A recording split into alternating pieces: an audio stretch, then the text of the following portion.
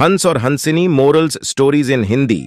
एक बार एक हंस और हंसिनी हरिद्वार के सुरम्य वातावरण से भटकते हुए उजड़े वीरान और रेगिस्तान के इलाके में आ गए। हंसिनी ने हंस को कहा कि ये किस उजड़े इलाके में आ गए हैं।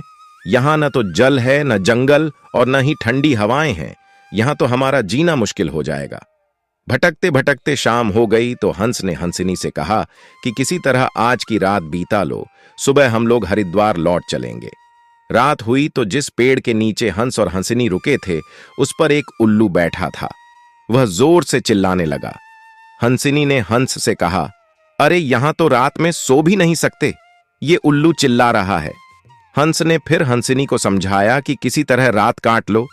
मुझे अब समझ में आ गया है कि ये इलाका वीरान क्यों है। ऐसे उल्लू जिस इलाके में रहेंगे वो तो वीरान और उजड़ा रहेगा ही। पेड़ पर बैठा उल्लू दोनों की बातें सुन रहा था। सुबह हुई, उल्लू नीचे आया और उसने कहा कि हंस भाई, मेरी वजह से आपको रात में तकलीफ हुई, मुझे माफ कर दो।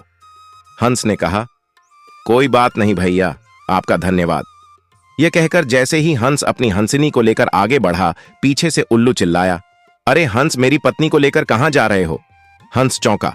उसने कहा, आपकी पत्नी? अरे भाई, यह हंसिनी है, मेरी पत्नी है, मेरे साथ आई थी, मेरे साथ जा रही है। उल्लू ने कहा, खामोश रहो, ये मेरी पत्नी है। दोनों के बीच विवाद बढ़ गया। पूरे इलाके के लोग एकत्र हो गए। कई गांवों की जनता बैठी। पंचायत बुलाई गई। पंच लोग भी आ गए और बोले, भाई किस बात का विवाद है? लोगों ने बताया कि उल्लू कह रहा है कि हंसिनी उसकी पत्नी है और हंस कह रहा है कि हंसिनी उसकी पत्नी है। लंबी बैठक और पंचायत के बाद पंच लोग किनारे हो गए और कहा कि भाई, बात तो यह सही है कि हंसिनी हंस की ही पत्नी है, लेकिन ये हंस और हंसिनी तो अभी थोड़ी देर में इस गांव से चले जाएंगे। हमारे बीच में तो उल्लू को ही रहना है, इसीलिए फैसला उल्लू के ही हक़ में ही सुनाना चाहिए। फिर पंचों ने अपना फैसला सुनाया और कहा कि सारे तथ्यों और सबूतों की जांच करने के बाद यह पंचायत इस नतीजे पर पहुंची है कि हंसिनी उल्लू की ही पत्नी है और हंस को तत्काल गांव छोड़ने का हुक्म दिया जाता है।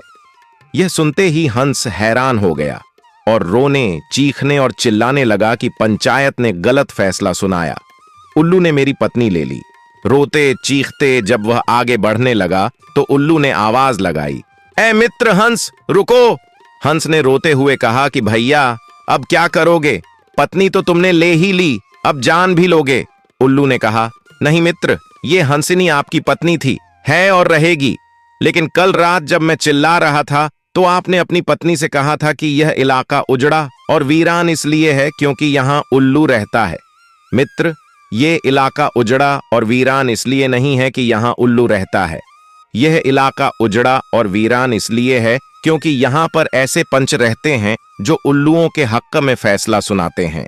शायद 65 साल की आजादी के बाद भी हमारे देश की दुर्दशा का मूल कारण यही है कि हमने उम्मीदवार की योग्यता न देखते हुए हमेशा ये हमारी जाति का है, ये हमारी पार्टी का है के आधार पर अपना फैसला उल्लुओं के ही पक्ष में सुनाया है।